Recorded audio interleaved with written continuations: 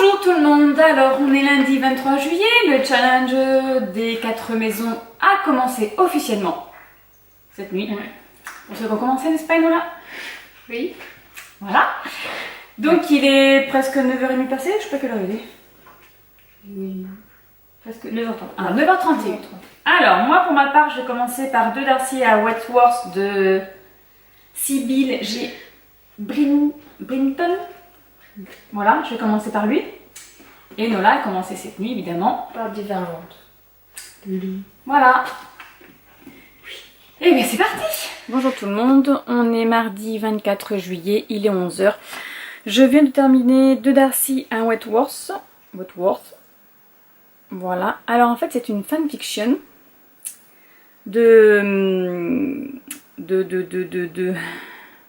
Alors en fait c'est une fanfiction écrite dans l'univers de Jane Austen.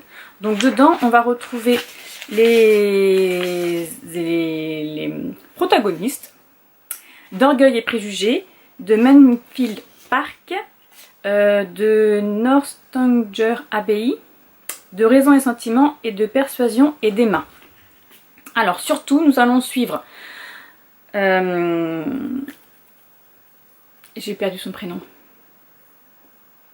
Surtout, nous allons suivre Mademoiselle Georgiana Darcy, donc la sœur de Monsieur Darcy, la petite sœur, et le cousin de Elizabeth Bennet, donc Madame Darcy maintenant, le colonel Fitzwilliam. Alors ils étaient fiancés au début du livre, sauf qu'ils ne s'aimaient pas tous les deux, et du coup ils se sont séparés. Bon, ça fait un esclandre.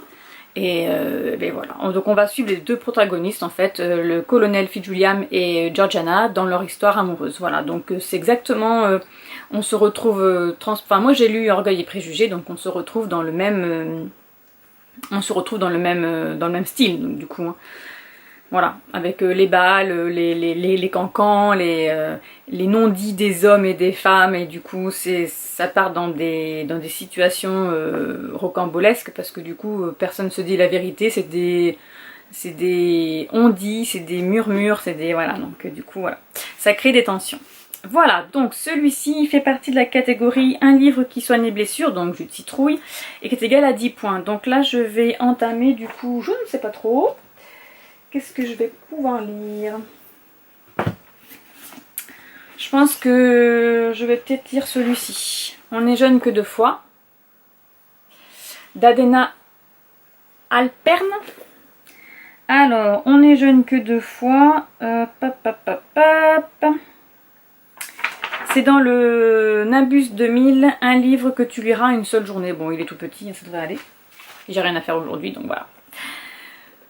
Concernant Enola, elle a déjà lu 2 livres, du coup, Divergente, et elle a enchaîné par le Labyrinthe. Voilà, donc elle avance plutôt vite aussi. Voilà, donc je vous dis à plus tard, et puis je vous dirai ce qu'il en est de celui-ci. Bonjour à tous, alors je vous reprends aujourd'hui concernant le challenge des 4 maisons. Du coup, j'ai lu 7 livres, voilà. Donc, je vais faire un petit bilan avec vous parce qu'en fait, j'ai pas eu le temps de vlogger, hein. J'ai vlogué donc ce que vous avez vu juste avant, mais en fait, on n'a pas eu trop le temps. Attendez, je crois que vous êtes de travers. Ouais, en fait, on n'a pas eu trop le temps avec Enola, on est parti en vacances en camping avec la famille, du coup, voilà, même si on a lu, on n'a pas eu le temps de... Enfin voilà, j'ai pas pris le temps de faire des vidéos de ça. Donc, comme je vous l'ai dit, donc celui-ci, je l'ai terminé, donc je vais pas en reparler. Je vous l'ai dit dans le vlog.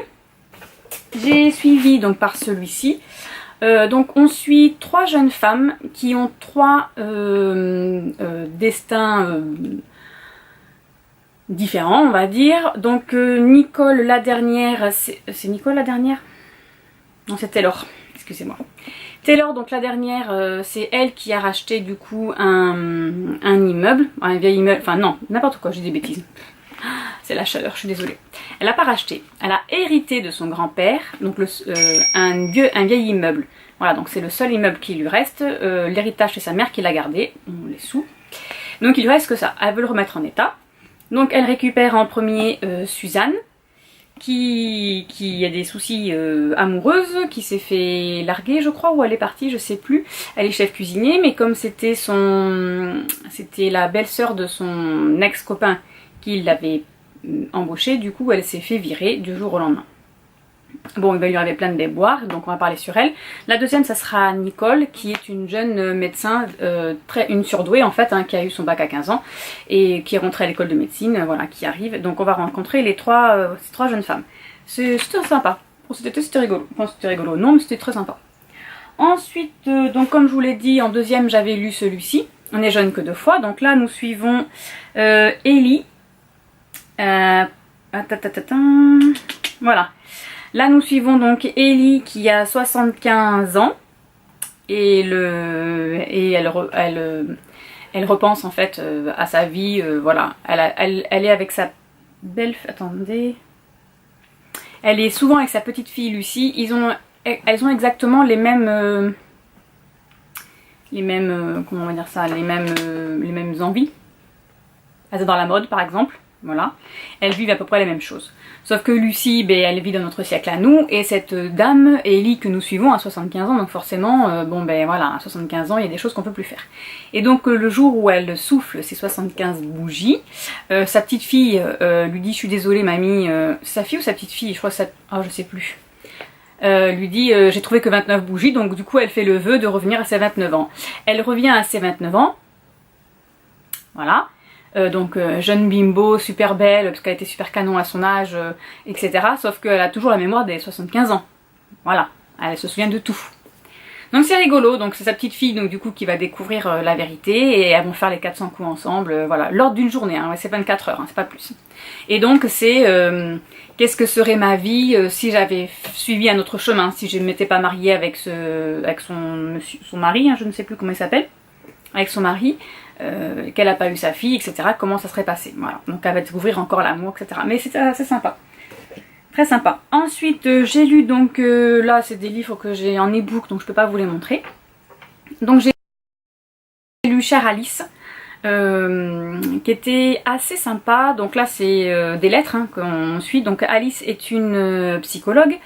Elle est invitée chez une de ses amies, donc elle est invitée chez une de ses amies pour un repas avec son mari, et parce qu'elles ont 2 enfants, 2 filles dans la même classe, et voilà, et qu'elles s'entendent bien. Donc elles vont elle va donc chez ces personnes-là.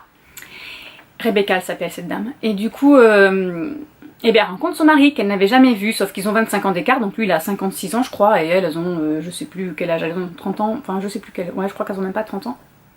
Bref, donc le repas se passe bien et en fait elle reçoit une lettre de ce monsieur qui lui déclare son amour. Voilà, sauf qu'Alice au début elle le rejette en disant que non c'est pas possible, d'abord elle est mariée, elle aime son mari et puis elle va baraque quoi derrière, voilà. Donc je vous laisse découvrir, c'était assez sympa et la fin elle m'a choquée. J'ai pas pensé à ça, elle m'a choquée la fin, voilà. Bref, ensuite j'ai lu Les Infortunes de la Belle au Bois dormant. Alors lui celui-ci il m'a... je l'ai coupé plusieurs fois, hein. C'était trop, non c'était trop. Alors c'est un conte, hein, c'est un conte réécrit. Ça raconte l'histoire de la Belle au Bois dormant, sauf que ça raconte la vraie histoire de la Belle au Bois dormant, hein, du coup. Donc la Belle au Bois dormant et tout son château s'est endormi pour 100 ans, d'accord. Un prince vient la délivrer, il la délivre en la violant. Voilà, donc c'est assez violent comme... Voilà, c'est assez... Voilà. Et ensuite, il la promène dans le château, donc tout nue. Voilà, elle devient son esclave sexuelle. Donc elle part du château de ses parents toute nue, accrochée devant... donc elle a les bras comme ça, derrière la tête. Il faut qu'elle marche comme ça devant tout le monde. Jusqu'à son nouveau château, vu que c'est le conte dit que celui qui la libère, c'est sa femme, quoi, du coup. Donc voilà, donc ce prince-là l'a libérée de son sommeil, a libéré tout le royaume de son sommeil, donc il a le droit de garder la princesse, la Belle au Bois dormant. Sauf qu'elle va se retrouver dans un château où elle va devenir une esclave sexuelle, quoi. Et elle va découvrir d'autres esclaves sexuels, enfin, etc. C'était assez chaud. Là, il y a des scènes de sexe tout le long du livre, hein, et puis c'est très gore, hein, c'est pas du tout... oui, parce qu'il y a des esclaves hommes et des esclaves femmes, hein, donc voilà. Bon, c'était assez spécial. Bref, donc j'ai poursuivi par 3 de tes secrets. C'était l'apothéose. Et super, alors là j'ai adoré. Hein. Donc là, c'est l'histoire d'une jeune fille. Sa maman est morte d'un cancer, donc son papa a découvert l'amour via un site internet hein, pour les personnes en deuil. Du coup, il va se retrouver avec une veuve. Sauf que ça se fait du jour au lendemain, parce qu'elle n'était pas au courant de cette histoire d'amour. Ils se sont mariés comme ça, sans le dire à personne. Donc lui, de son côté, il a une fille, donc je ne me rappelle plus de son prénom par contre. Donc on va suivre cette jeune fille-là. Et elle, cette dame, de son côté, elle a un garçon. Donc elle va se retrouver... donc elle part de Chicago. Elle vivait dans un petit immeuble, pas pourri, mais bon, voilà, c'était une classe moyenne, hein, voilà. Et elle va se retrouver, je crois que c'est Los Angeles ou Beverly Hills, enfin en Californie, dans un monde super riche, dans une villa, avec des gens, des écoles privées, etc. Donc elle va se retrouver là-dedans. Et en fait, ça commence par, eh bien, elle se retrouve à la cantine de cette première journée. Et bon, elle aime pas trop la cantine, elle aime bien se retrouver toute seule pour lire, etc. Du coup, elle va aller dans un petit café où elle va voir d'autres élèves de son école hein, qui sont là. Et elle va recevoir un message sur, je crois que c'est par mail, voilà, au début c'est par mail, donc c'est de personne à personne, à cette jeune fille-là. Et il va pas vouloir dire, donc c'est un garçon, hein, on suppose que c'est un garçon, il va pas vouloir dire son nom sans rien du tout, il va juste lui dire comment ça se passe à l'école. Qu'il faut éviter et avec qui il faut traîner en fait, voilà, etc.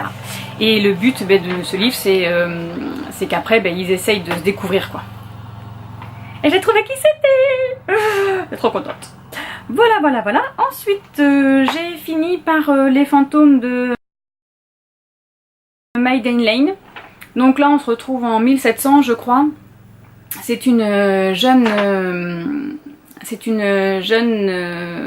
fille qui est veuve, son papa est décédé, mais il tenait un orphelinat, donc là maintenant elle s'occupe de l'orphelinat avec presque tous ses frères et sœurs, parce qu'ils sont assez nombreux. Et en fait elle va être...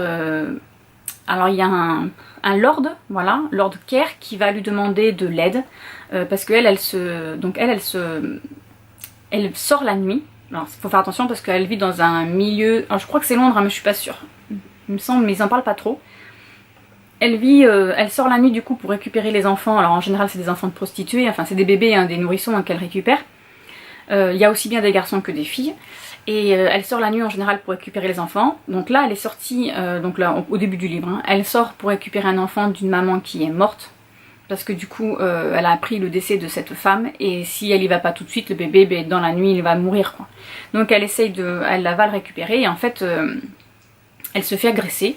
Enfin, elle se fait agresser, donc elle y va avec sa gouvernante, Nell, et sur la route elles se font agresser, sauf qu'il y a un monsieur qui vient pour les aider. Donc elles s'en vont en courant, elles retournent à l'orphelinat, elles récupèrent la petite fille, et le lendemain, en fait, elles découvrent donc Lord Kerr qui est rentré chez elle, hein, à l'orphelinat, alors tout était fermé à clé, et qui lui demande de l'aide. Comme elle connaît très bien les rues et les personnes, genre les maquerelles, ce genre de choses, il lui demande de l'aide parce que sa maîtresse est décédée et il voudrait qu'elle l'aide à retrouver son meurtrier.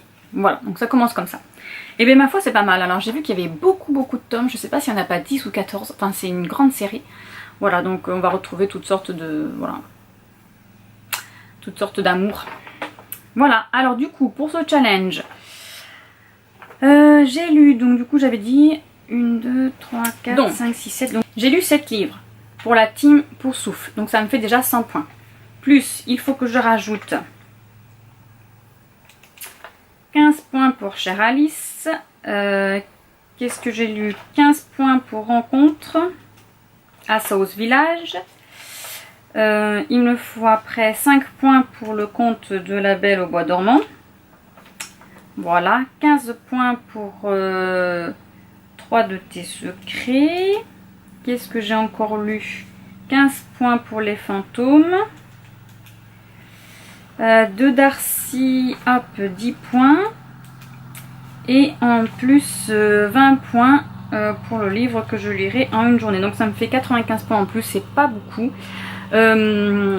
J'aurais pu compter aussi Promise parce que je l'ai terminé, mais j'ai terminé aujourd'hui, donc du coup je le compte pas.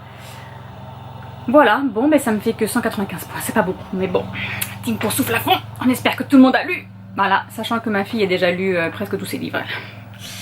Voilà, mais enfin, en même temps c'est une adolescente, elle a passé les vacances, bref. Bon mais voilà, je vais attendre du coup que Zoé mette le lien pour le formulaire, hein, pour qu'on réponde à ces questions, puis on verra bien qui c'est qui a gagné, n'est-ce pas? Et donc je pense qu'on se retrouvera l'année prochaine pour le même challenge, parce que bon c'est sympa, alors j'espère que Zoé le refera. Voilà, allez, à bientôt.